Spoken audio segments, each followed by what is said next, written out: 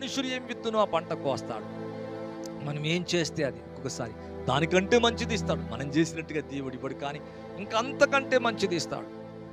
మరి ఇక్కడ చూస్తే నీ ప్రాణమునకు మధురమైనవి, నీ ఎముకలకు ఆరోగ్యం అంట. ఈరోజు నీ ప్రాణానికి మధురమైన దేవుని మాటలు నీ నోట ఉండాలా.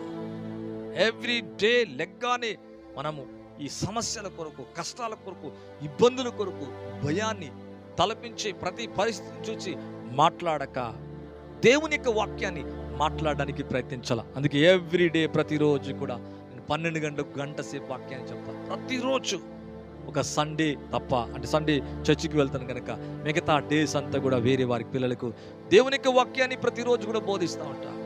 నిజమే పిల్లరా, అవి ఎంత మన ప్రాణానికి మధురమైనవి, మన ఎముకలకు ఆరోగ్యకరమైనవంట. ఈరోజు మీ నోటిలో అటువంటి మాటలు ఉండునుగాక. మధురమైనవి మీ ఎముకలకు ఆరోగ్యకరమైనవి అనగా ఇంపైన మాటలు. What a blessing. చూద్దామండి, ఇదే దేవుని యొక్క సామెతల గ్రంథములో 22వ అధ్యాయం 21 నుంచి కనుక 17 నుంచి కనుక చూసినట్లయితే దేవుని యొక్క వాక్యంలో, చెవి యొగ్గి జ్ఞానులుపదేశం ఆలకింపము, నేను కలగచేయు తెలివిని పొందుటకు మనసిము. ఏ పడతాయి కాదంట. చెవి యొక్కి ఎటువంటి మాటలు వినాలా? జ్ఞానుని యొక్క మాటలు వినాలంట, అభిషక్తుల యొక్క మాటలు వినాలా, మంచి ఆత్మతో నిండుకున్న వారివి చక్కగా విభజించి మాట్లాడే మాటలు వినాలంట. చెవి యొక్కి జ్ఞానుల ఉపదేశం ఆలకించము. ఎవరిది పడితే వారిది కాదంట. నేను కలగచేయు తెలివి నీ పొందుటకు మనసిము. ఉదయకాలం లెగ్గానే నీ మనస్సు వాక్యం అయిపోయినా ప్రార్థించిన తర్వాత వినాలా, కొద్దిసేపు వినాలా, ఉపదేశాన్ని వినాలా. జ్ఞానుల ఉపదేశాన్ని విన్నప్పుడు జ్ఞానవంతుడిగా మారిపోతావు, తెలివిగల వారిగా మారిపోతాము. నీ అంతరంగమందు వాటిని నిలుపుకునుట ఎంతో మంచిది. హృదయాన్ని, మనస్సును, మన ఆలోచనల్ని దేంతో నింపుకోవాలంట? నిలుపుకుంటే ఎంతో మంచిదంట. అవి పోకుండా అవి నీ పెదవుల మీద ఉండునేమో. అంటే నీ అంతరంగం అంతా ఏదైతే సమస్య ఉందో, ఏది కష్టం ఉందో, ఏది ఇబ్బంది ఉందో అది తొలగిపోయి దేవుని యొక్క వాక్యాన్ని నింపుకోవాలంట.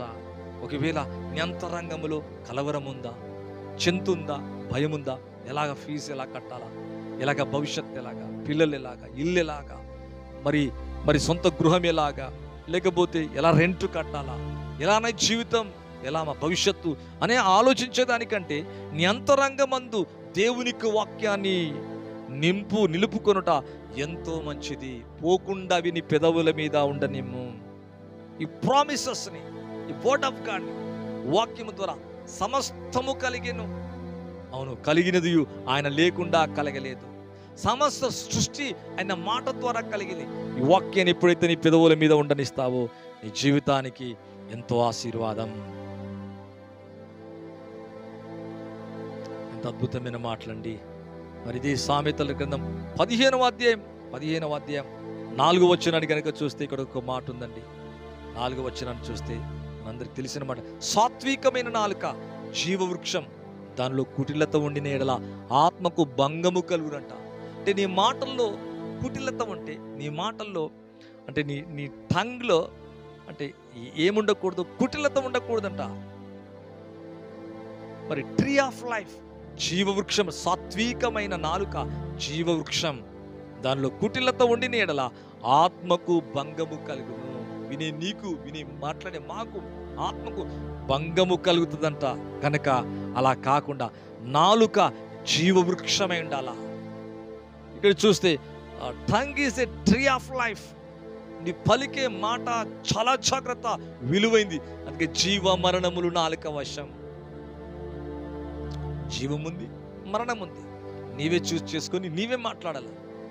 జీవం గల మాటలే మాట్లాడాలా. ఇది సామెతల గ్రంథం. అవును, దేవునికి వాక్యములో చూద్దామండి, చాలా మంచి మాటలు ఉన్నాయి కనుక నేను చూస్తున్నాను. మరి 24వ అధ్యాయం 13వ వచనాన్ని చూద్దామండి. దేవునికి వాక్యంలో కనుక చూస్తే, నా కుమారుడా తేనె త్రాగుము, అది రుచిగలది కదా. తేనె ఎలాగుంటుందండి? టేస్టీగా ఉంటుంది, రుచిగల కదా. తేనె పట్టు తినుము, అది నీ నాలుకకు తీపియే కదా. అంటే ఈ వాక్యాన్ని తినాలా, ఈ వాక్యాన్ని ధ్యానించాలా, చెవి యొక్కాలా. దాని మీనింగ్, నా కుమారుడా తేనె త్రాగుము, అది రుచిగలది కదా. తినాలా త్రాగాల దేన్ని? వాక్యాన్ని, అభిషేకాన్ని. ఇంకొక విధంగా చెప్పాలంటే ఆయన మాటల్ని ధ్యానించాలదని అర్థం. తేనె త్రాగుము, అది రుచిగలది కదా. తేనె పట్టు తినుము, అది నీ నాలుకకు తీపియే కదా. హెస్కేలు కొంతమంది భక్తులతో మరి వాక్యాన్ని ఇచ్చేవాళ్ళు తినమన్నాడు. కడుపుకు చేదై నోటికి తీపైందంట. అలాగే మరి ఈ మాటలన్నీ కూడా ఎలాగంటే నీ నోటి గుండా మరి బయలు వెళ్ళాలా. తేనె త్రాగుమది రుచిగలది కదా. తేనె పట్ట తినుమది నాలుకకు తీపియే కదా. నోటి నుండి తీపిగలే మాటలే, చక్కటి మాటలే. అంటే ఎవరినో పొగడాలని కాదు, లేకపోతే ఎవరినో పొగిడేసి ఏదో చేయాలని కాదు. నో, అటువంటిది కాదు, అటువంటిది కాదు. దేవుని యొక్క జీవం గల మాటలు నీ నోటి గుండా ప్రవహించాలా. ఇదే సామెతల గ్రంథం 25వ అధ్యాయము కొన్ని మాటలు ఉన్నాయండి. 11వ వచనాన్ని చదువుతున్నా. సమయోచితంగా పలకబడిన మాట విచిత్రమైన వెండి పల్లెములో నుంచబడిన బంగారు పండ్ల వంటిది. రైట్ టైంలో a word fitly spoken is like apples of gold in pictures of silver. అంటే సమయోచితముగా పలకబడిన మాట విచిత్రమైన వెండి పల్లెములో నుంచబడిన బంగారు పండ్ల వంటిదంట. అంటే సమయోచితంగా పలికే మాటలు నీలో ఉండాలా, నీ పలుకులో ఉండాలా, నీ సంభాషణలో ఉండాలా. అవును, వెండి పళ్ళెములో ఉంచబడిన బంగారు పండ్ల వంటిదంట. నీ వెండి పళ్ళెం అయితే నీ నోట్లో ఉంచొచ్చటి బంగారు పండ్ల వంటి ఇదిగా ఉండాలా. దట్ మీనింగ్ నువ్వు వెండి పళ్ళెంవి, నీ నోటి నుండి బంగారు పండ్ల వంటిది అంటే దట్ మీన్ అటువంటి మాటలు రావాలా. వెండి పళ్ళెములో బంగారు అంటే ఉంచబడిన విచిత్రమైన వెండి పళ్ళెములో నుంచబడిన బంగారు పండ్ల వంటిదంట. ఈ బాడీ ఒక సిల్వర్ వెసల్ అయితే అందులో నుంచి ఇటువంటి చక్కని మాటలు బంగారు పండ్ల వంటిదంట. అంటే ఇక్కడ అంటాడు apples of gold. Spoken is like apples of gold. అంటే చక్కని దైవికమైన పరిశుద్ధమైన నీతి కలిగిన జీవపు మాటలు నీ నోటిలోంచి స్వస్థపరిచే మాట బయలు వెళ్ళాలా. ఈరోజు అలాగుందా? కలిగిన అంటే ఉప్పు వేసినట్టుగా కృపా సహితమైన మాటలు నోటిలో ఉండకపోతే నాలుకను మన పలుకును మన సంభాషణ సరిచేసుకునే వారిగా ఉండాలి. కొన్ని మాటలు చెప్పి ముగిస్తానండి. దేవునికి వాక్యంలో మలాకి గ్రంథము 3వ అధ్యాయము 16 నుంచి 18 వరకు ఇక్కడ ఒక మాట చూద్దాం. అప్పుడు యెహోవా యందు భయభక్తులు గలవారు ఒకరితో ఒకరు మాట్లాడుకొనుచుండగా యెహోవా చెవియొగ్గి ఆలకించెను. అంటే మన మాటలు చెవియొగ్గి ఆలకించాలంటే దుర్భాష కాదు, గర్వపు మాటలు కాదు, కోపం మాటలు కాదు, మరి చిరాకు మాటలు కాదు. భయభక్తులు గారు ఒకరితో ఒకరు మాట్లాడతామంటే ప్రభు ఆలకించాలంట. నీ ప్రార్థన ఆలకిస్తాడు, చెవియొగ్గుతాడు, నీ బాధ, నీ సమస్య.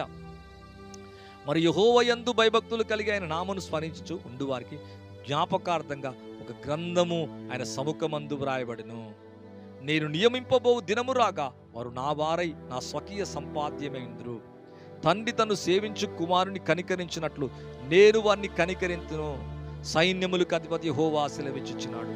అంటే నీ నోటిలో ఉప్పు ఉంటే దట్ మీనింగ్ సాల్టినెస్, సాల్ట్గా రుచికరంగా ఉంటే నా వారై నా స్వకీయ సంపాద్యమైందురు. తండ్రి తన్ను సేవించు కుమారుని కనికరించినట్లు వారిని కనికరిస్తాడంట. నేను కనికరిస్తాడు అంటే నెగిటివిటీ వర్డ్స్ కాకుండా ఫెయిత్ వర్డ్స్, ప్లసెంట్ వర్డ్స్, ఇంపైన మాటలు, మంచి మాటలు. ప్రభు కనికరిస్తాడంట. సైన్యమది నాకు అధిపతి యెహోవా సెలవిచ్చుచున్నాడు.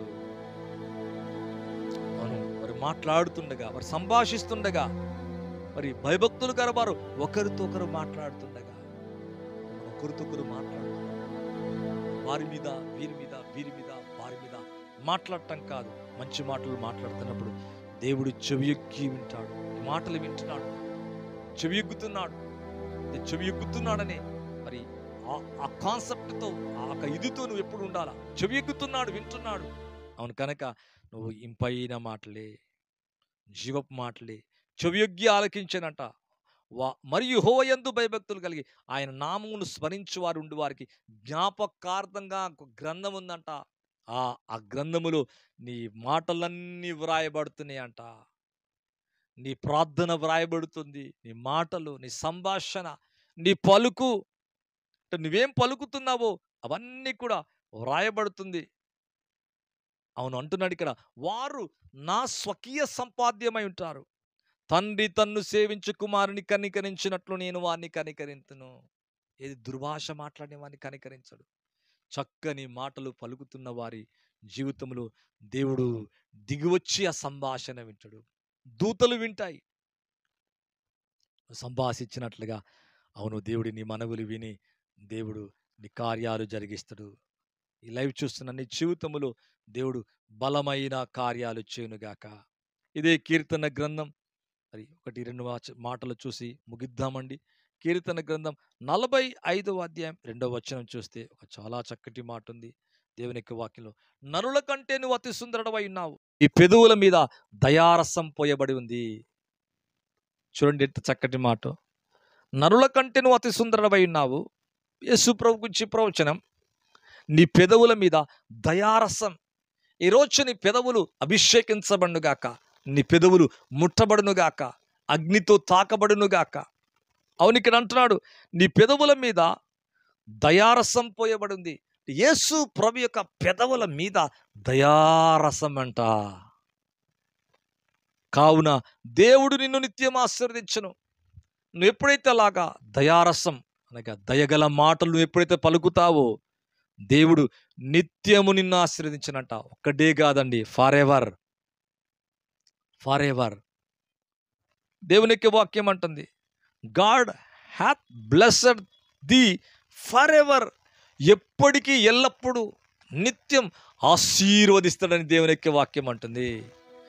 ఈరోజు అటువంటి మాటలు, అంటే రుచికరమైన మాటలు నీ నోట నా నోట ఉన్నట్లయితే అది ఎంత ఆశీర్వాదం. కుటుంబానికి, నీ ప్రాణానికి, నీ దేహానికి, నీ మనస్సుకు, నీ పిల్లలకు, నీ ఇంటి వారికి, నీ కలిగినంతటికి, నీ సహవాసానికి, నీ స్నేహానికి ఎంత ఆశీర్వాదం. అవును, ఇక్కడ చూస్తే ఆయన పెదవుల మీద ఏముందంటే దయారసం పోయబడి ఉందంట. నరుల కంటే నువ్వు అతి సుందరుడవై ఉన్నావు. నీ పెదవుల మీద ఏం పోయబడ్డది? ఎటువంటి మాటలు? కొందరు పెదవులు చూడండి, మరి లిప్స్టిక్ లేకపోతే ఒక నూనె, లేకపోతే ఇంకో రకరకాలుగా మనం పూయటం, రాయటం చూస్తాం. కానీ అది కాదు. ఇక్కడ అంటున్నాడు నీ పెదవుల మీద దయారసం పోయబడిందంట. ఈరోజు నీ వర్డ్స్ డిఫరెంట్ వర్డ్స్గా మారబోతున్నాయి. నీ వర్డ్స్ ఇతరులని బ్లెస్ చేయబోతున్నాయి. నీ వర్డ్స్ ఇతరుల జీవితంలో ఉన్న ఆ దుఃఖము తొలగించబోతుంది. నీ యొక్క మాటలు, నీ సంభాషణ, నీ పలుకు వేరే వారికి, నీ ఇంటి వారికి, నీకు, నీ కుటుంబానికి గొప్ప మేలు చేయబోతుంది. దయారసం పోయబడింది గనక కావున దేవుడు నిత్యము నిన్ను ఆశీర్వదించను. ఎప్పుడైతే మన పెదవుల్లో దయారసం ఉంటుందో, యేసే ఉంటాడు, ఆయన వాక్యం ఉంటుందో, ఉప్పు వేసినట్టుగా ఉంటుందో, రుచిగలదిగా ఉంటుందో, పలుకు మంచిగా ఉంటుందో, ఇంపైందిగా ఉంటుందో, జ్ఞానపు ఊటగా ఉంటుందో, అక్కడ నిత్యం ఆశీర్వదించబడతామంట. అటువంటి కృప, అటువంటి ఆశీర్వాదం ప్రభు మీకు, మీ కుటుంబాలకు అనుగ్రహించునుగాక.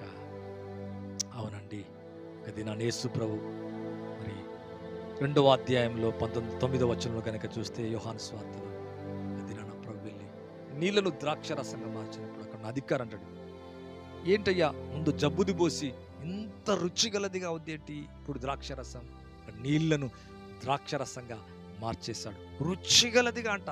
మునుపటి జబ్బు రసం అంట. ఈరోజు ప్రతి జబ్బు రసం యేసునామములో వెళ్ళిపోనుగాక.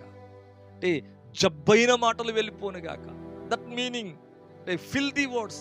అనవసరమైన పనికి మాలిన మాటలు మన నోట గుండా రాకుండా పరిశుద్ధమైనవి, నీతి కలిగినవి, జ్ఞానం గల ఇంపైన మంచి పలుకులు మన నోట గుండా వచ్చేలాగా దేవుడు కార్యం చేయబోతున్నాడు. నీళ్లను యేసు ప్రభు వెళ్ళి ఇవ్వమన్నప్పుడు ఆ నీళ్లు ద్రాక్షరసం అయిపోయినట్ట.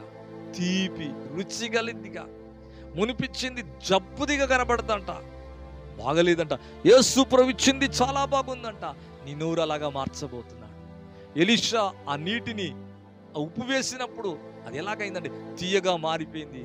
ఊరు బాగైపోయింది, స్థలం బాగైపోయింది, భూమి పండింది.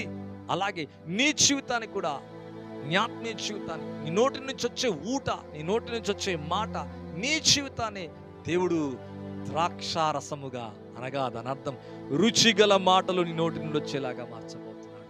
అటువంటి అభిషేకాన్ని, అటువంటి తాకిడి, అటువంటి ఆత్మచేత నిన్ను నన్ను నింపాలని కోరుకుంటున్నాడు. కనుక ప్రభు లైవ్ చేస్తున్న మీ జీవితాలు ఇక నుంచి మీ సంభాషణ ఉప్పు వేసినట్టుగా ఎల్లప్పుడూ రుచిగలదిగా ఉండబోతుంది. అటువంటి కృప, అటువంటి ఆశీర్వాదం మీకు ఇచ్చునుగాక.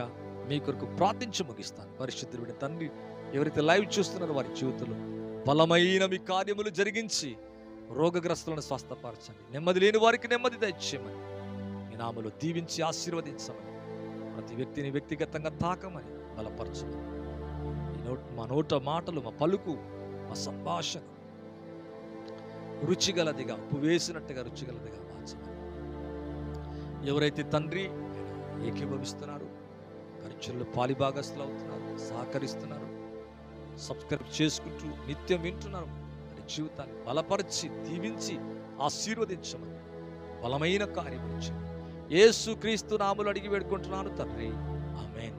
థ్యాంక్ యూ అండి. Praise the Lord. మరొకసారి ప్రభు నామములో మీ అందరికీ శుభాలు. ఇలా హైదరాబాద్ ప్రాంతానికి కనుక చెంది ఉంటే బెత్లెహేమ్ స్కూల్లో 1-2 కుటుంబాలతో గత కొన్ని నెలల నుంచి మేము ఆరాధిస్తున్నాం. ఇప్పుడిప్పుడే ప్రజలు నెమ్మదిగా తెలుసుకుని వస్తున్నారు. మీరు కూడా ఒకవేళ ఇంట్రెస్ట్గా ఉండి అయ్యా ఈ ఆరాధనలో మేము కూడా పాలు పొందామంటే ప్రేమతో మిమ్మల్ని ఆహ్వానిస్తున్నాను. మంచి మాటలు వినొచ్చు, వ్యక్తిగతంగా దీవించబడచ్చు. అటువంటి కృప, అటువంటి ఆశీర్వాదం దేవుడు మీకు, మీ కుటుంబాలకు అనుగ్రహించును గాక. దేవుడు మిమ్మల్ని దీవించును గాక. Thank you. God bless you. Praise the lord.